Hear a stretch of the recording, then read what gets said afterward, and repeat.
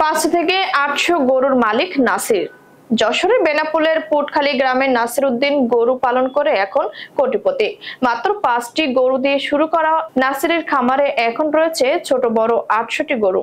একসময় গরুর খাটাল খ্যাত ছিল পুটখালী সীমান্ত। 2014 সালে সরকারিভাবে ভারত থেকে গরু আসা বন্ধ হয়ে গেলে এই গরুর খাটালটি বন্ধ হয়ে যায়। বন্ধ হয় এলাকার মানুষের গরু ব্যবসা।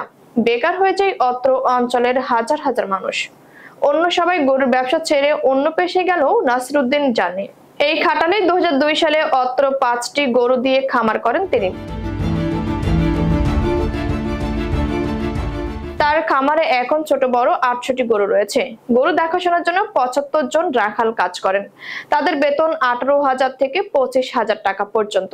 খামারে কর্মরত রাখাল আলামিন ও রবিউল ইসলাম জানান, পুটখালীর গরুর খাটালটি বন্ধ হয়ে যাওয়ার পর আমরা বেকার হয়ে পড়ি। এখন নাসির উদ্দিনের খামারে কাজ করে আমরা পরিবার পরিজন নিয়ে ভালো আছি।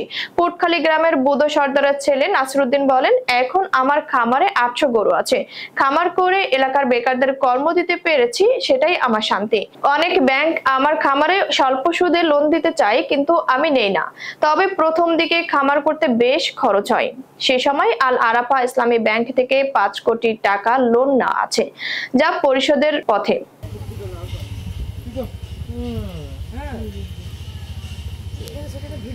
যশোর জেলা পশু সম্পদ কর্মকর্তা ডাক্তার রাশিদুজ্জামান জানান, পুটখালীর এই খামারটি একটি লাভজনক খামারে পরিণত হয়েছে। আমাদের পশু সম্পদ বিভাগের ডাক্তাররা সার্বক্ষণিক সহযোগিতা করছে।